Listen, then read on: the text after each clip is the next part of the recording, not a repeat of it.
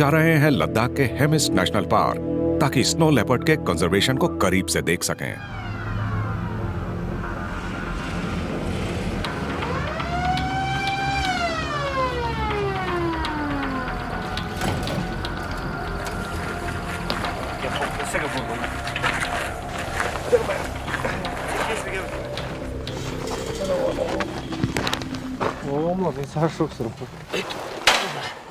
लेह के rescue centre में एक और स्नो लेपर्ड को लाया गया है। ये एक दूर दराज गांव के भेड़ों के एक बाड़े में मिला और बाद में वाइल्ड लाइफ गार्ड्स और रेंजर्स इसे ट्रैंक्विलाइज और रेस्क्यू करके यहाँ लाए।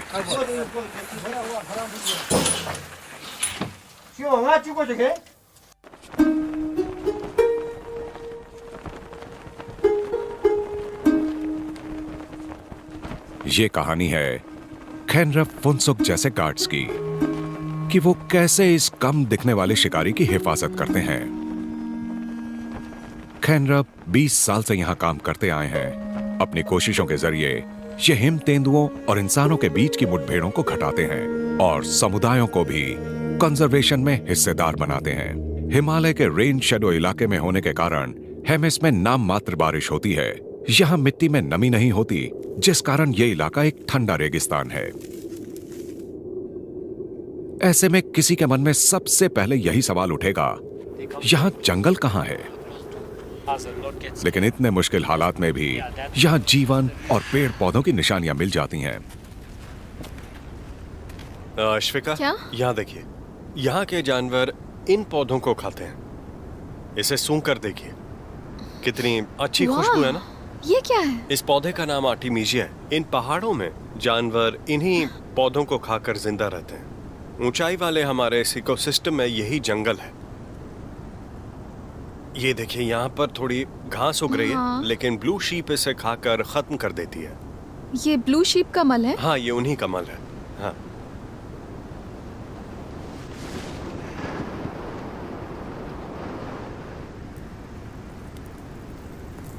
वहाँ सामने देखिए, वहाँ ब्लू शीप है। नजर आई? हाँ। क्या लोग इनका हमेशा से शिकार करते आए हैं? हाँ, शायद 30, 40 या 50 साल पहले लोग इनका शिकार करते थे। वो इन्हें खाते थे, लेकिन जागरूक होने के कारण लोग अब इन्हें नहीं मारते। अब ये इंसानों के काफी करीब आ जाती हैं। ये अब उनसे डरती नहीं, क्योंकि कोई इन्हें मारता नहीं है। हाँ। और ऐसा जानकारी बढ़ने की वजह से हुआ है। हाँ। हाँ। हम भेड़ के नजदीक आए तो इन्हें खुराक तलाशते हुए देखा। बेशक आपको यह इलाका बंजर लगेगा, लेकिन यहां उगने वाले पौधे काफी पोषक हैं।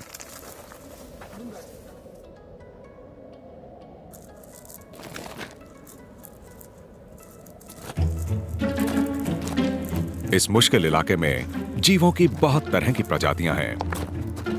यहां 37 मैमल और करीब 350 पक्षी प्रजातियां हैं।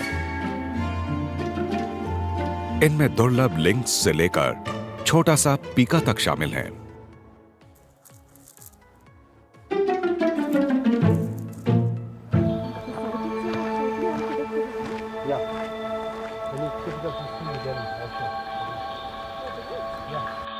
और अगर किस्मत साथ दे तो आपको दुर्लभ टिबेटन वुल्फ भी नजर आ सकता है। देखिए, वो बर्फ पर चल रहे हैं। वो अब रिज लाइन पर पहुंच गए हैं। वो देखिए, उनमें से एक ऊपर चोटी पर पहुंचने वाला है। यहाँ से साफ नहीं दिख रहा। अच्छा। यहाँ जानवर और इंसान दोनों के लिए ही बहुत कम संसाधन मौजूद हैं, और यही बात लद्दाख में सस्टेनेबल लिविंग की संस्कृति को अनूठा बनाती है। बेहद ठंडी सर्दियों के बाद बसंत का आना 4 महीने की एक ऐसी अवधि मुहैया कराता है जब बर्फ पिघलती है और जिंदगी की हलचल फिर दिखने लगती है।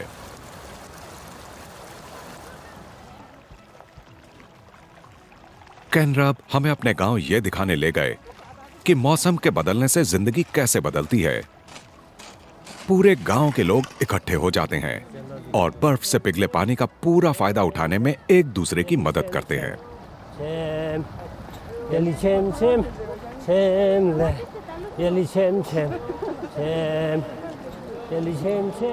इन्हीं पहाड़ों में कहीं 14 साल की उम्र में केनरब ने पहली बार स्नो लेपर्ड देखा था, जिसने हमला करके एक ब्लू शीप को मार दिया था। यह घटना उनकी जिंदगी को हमेशा के लिए बदल देने वाली थी। हिम तेंदुआ काफी करीब था और उसकी खूबसूरती ने मुझे बहुत आकर्षित किया। खुशकिस्मती से जब मैं हाई स्कूल में पढ़ रहा था तो मुझे वाइल्ड लाइफ प्रोटेक्शन डिपार्टमेंट को ज्वाइन करने का मौका मिला।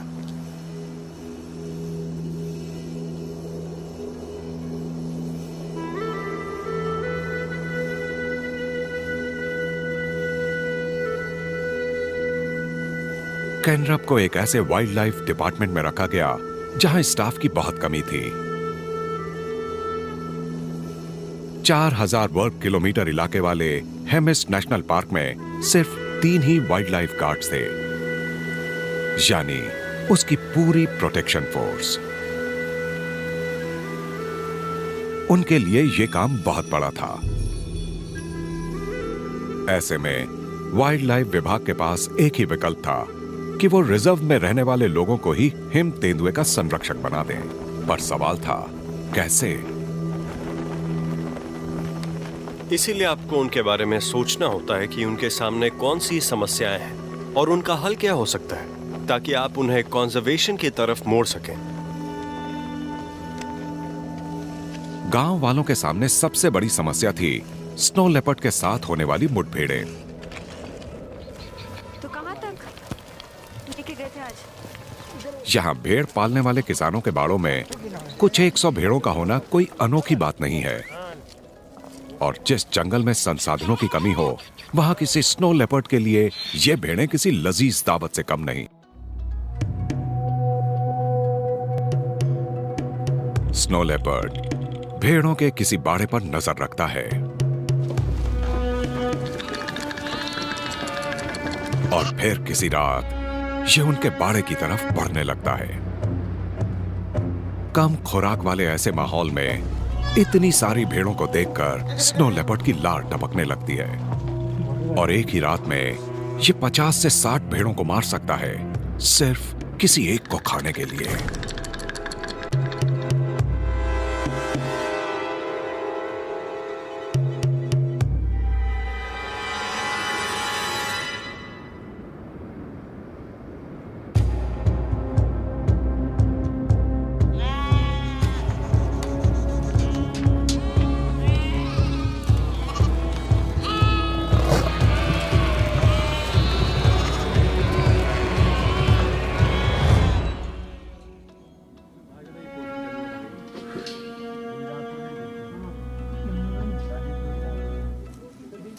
केनरब जैसे गार्ड्स का काम बहुत मुश्किल है। उन्हें गांव वालों को भी शांत रखना होता है और स्नो लेपर्ड्स को खतरे से भी बचाना होता है।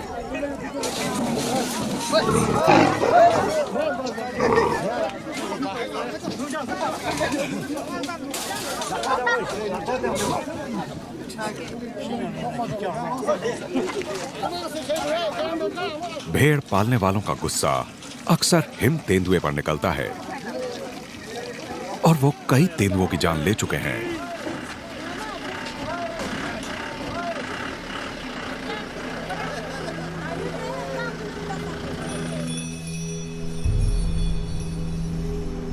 ऐसे में तेंदुओं को जंगल में छोड़ना पड़ता है।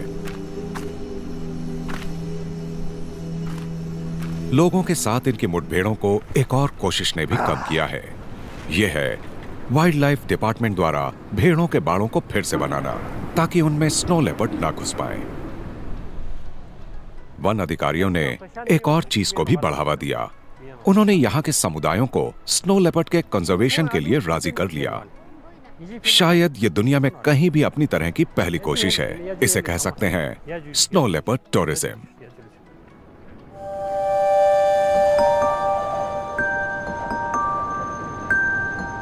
हेमिस में ऊंचाई वाले इलाकों में रहने वाले ये अकेले जीव जबरदस्त सर्दियों वाले महीनों में धीरे धीरे नीचे आ जाते हैं।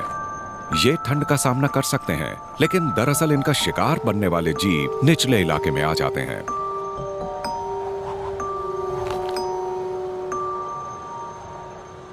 जो लोग स्नो लेपर्ड को देखने का जुनून रखते हैं वो इस कम दिखने वाली बिल्ली की एक झलक पाने के लिए पूरी दुनिया से यहाँ इकट्ठे हो जाते हैं।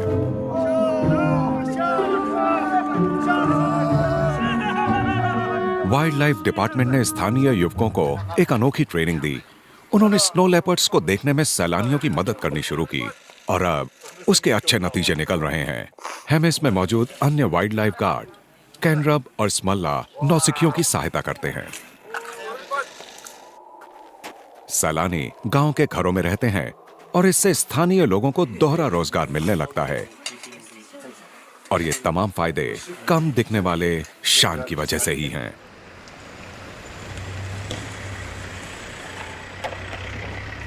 हम रुम्बक विलेज गए। ये स्नो लेपर्ड टूरिज्म वाले केंद्रों में से एक है।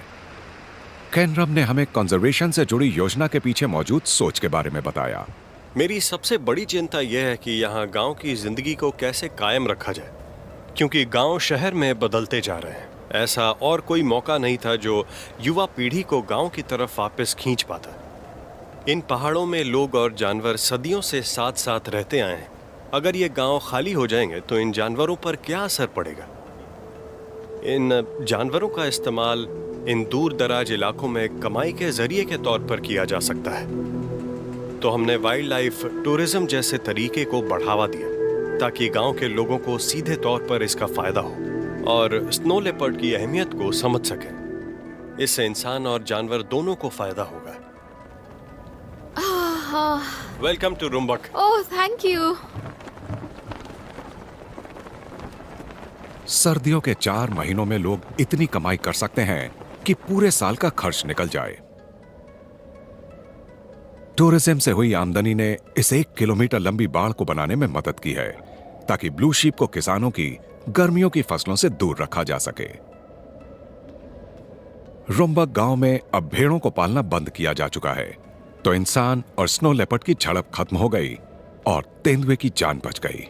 इससे अच्छा और क्या हो सकता है? रुम्बक में स्नो लेपर्ड्स की काफी बड़ी आबादी है, तो अगला काम था इनमें से कुछ को कॉलर पहनाना। इस काम को करने में पहले कभी कामयाबी नहीं मिली थी।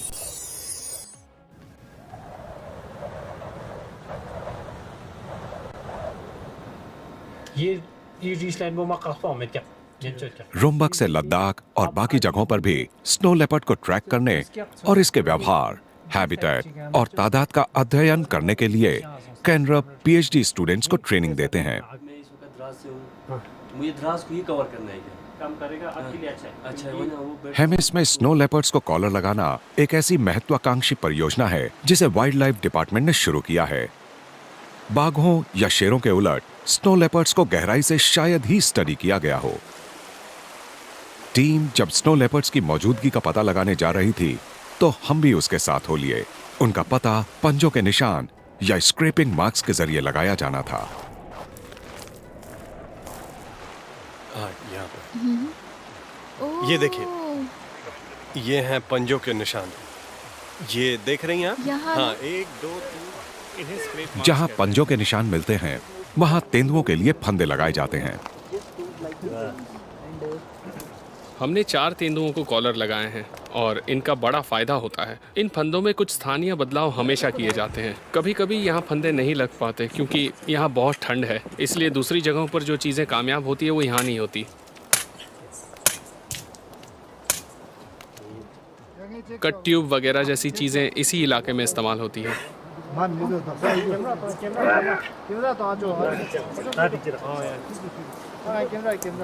स्नो लेपर्ड का रास्ता कुछ इस तरह का बना दिया जाता है कि उस फंदे पर पंजा रखना ही पड़ता है और वो फंस जाता है। फंदे इस तरह बनाए जाते हैं कि तेंदुओं को चोट ना आए। फिर उन्हें रेडियो कॉलर लगाकर छोड़ दिया जाता है।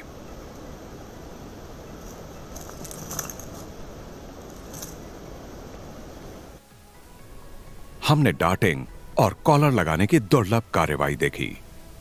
कैनरब और स्मल्ला जैसे गार्ड्स के लिए यह एक बहुत ही गर्व भरा पल होता है। ये लोग अपनी सीमित ट्रेनिंग का इस्तेमाल करके इन संवेदनशील ऑपरेशंस को अंजाम देते हैं। इन दूर दराज हैबिटेट्स में और कोई विकल्प है ही नहीं।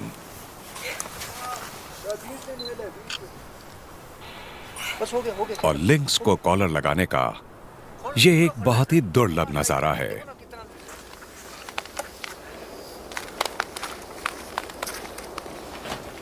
आइए इस तरफ। किसी प्रजाति को बचाने के लिए सबसे अहम बात होती है उसकी इकोलॉजी, व्यवहार और गतिविधि को समझना।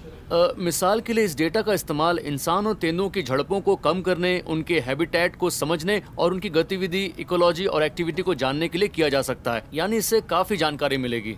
लेकिन उस दिन हम कुछ और भी देखने वाले थे, इनकी आपसी रिश्ते वाली एक छिपी हुई दुनिया को। कोई स्नो लेपर्ड अपने इलाके की निशानदेही रात में करता है और कुछ घंटे बाद इसकी गंध को सूंघकर एक भेड़िया पहाड़ों के इस सबसे बड़े शिकारी से डरकर भाग जाता है। मैंने अपने काम के दौरान कभी इस तरह का नजारा नहीं देखा है। पंकज ने हमें हेमिस में कॉलर वाले 4 तेंदुओं के रियल टाइम मूवमेंट्स को दिखाया। कॉलर वाला हमारा एक स्नो लेपर्ड आसपास ही घूम रहा है, तो हम इस जानवर को आसानी से ट्रैक कर सकते हैं। अगर किस्मत ने साथ दिया तो आप ये जानवर देख भी सकती हैं।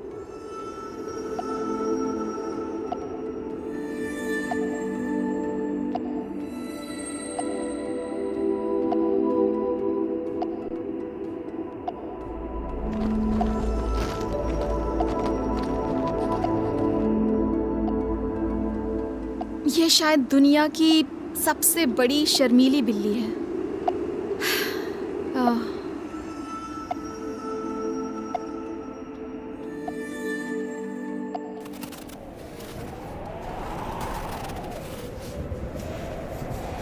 मुश्किल ऊंचे इलाकों और बेरहम क्लाइमेट्स में स्नो लेपर्ड्स का पीछा करना अपने आप में एक चुनौती है।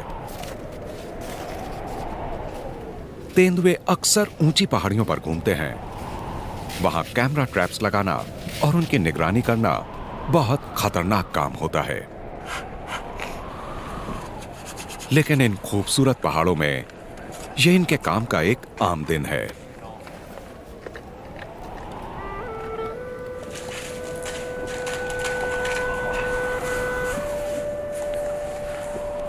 हम टिबेटन एंटीलोप और वाइल्ड याक का सर्वे कर रहे थे कि तभी इन्हें ऊंचाई की वजह से कार्डियक प्रॉब्लम हो गई। हाँ, इसलिए उन्हें इलाज के लिए दिल्ली ले जाया गया। All India institute of medical sciences में। अचानक ही? हाँ, ये पहाड़ दिखने में खूबसूरत लगते हैं, लेकिन ये जानलेवा हैं। कभी कभी आप नज़ारों का मजा ले रहे होते हैं, आपको कुछ महसूस नहीं होता, आप चढ़ते रहते हैं, लेकिन फिर अचानक ऊंचाई आप पर असर डालती है और इसीलिए मेरे सिर का पल्मोनरी वाल्व ब्लॉक हो गया। हमें साथ साथ यहाँ गश्त लगाना अच्छा लगता है, क्योंकि अगर आप अकेले हों और आपको कुछ हो जाए तो पता ही नहीं चलेगा कि आप कहाँ गिरे या कहाँ मर गए।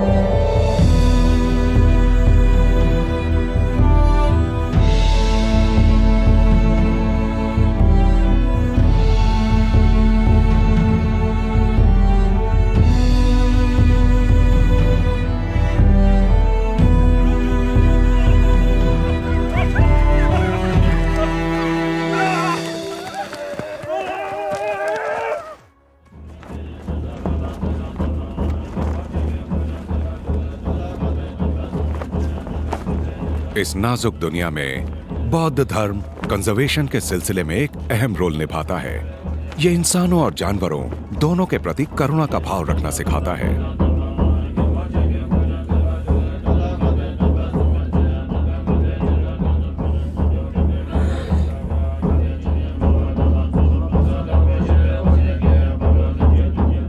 मैंने बहुत कुछ सीखा है। आपको सिर्फ अपने प्रति ही नहीं बल्कि सभी जीवों के प्रति अच्छा होना चाहिए, क्योंकि आपके लिए अपनी जिंदगी कायम रखना तो आसान है, लेकिन उससे भी अच्छा ये होगा कि आप जीवों के लिए भी कुछ करें जिनका इस दुनिया में कोई प्रतिनिधि नहीं होता।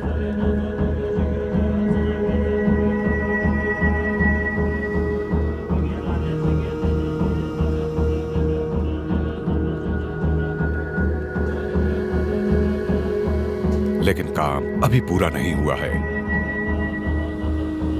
हिमालय के लद्दाख जैसे इकोसिस्टम्स पर जलवायु में बदलाव का बड़ा खतरा मंडरा रहा है। और इससे भी बड़ी बात यह कि शहरीकरण का दुष्चक्र इससे भी बड़ा खतरा साबित हो सकता है। जिंदा रहने के ये तौर तरीके बहुत जल्दी दम तोड़ देते हैं और हेमिस और स्नो लेपर्ड पर इसका जो असर पड़ेगा वो जानलेवा हो सकता है।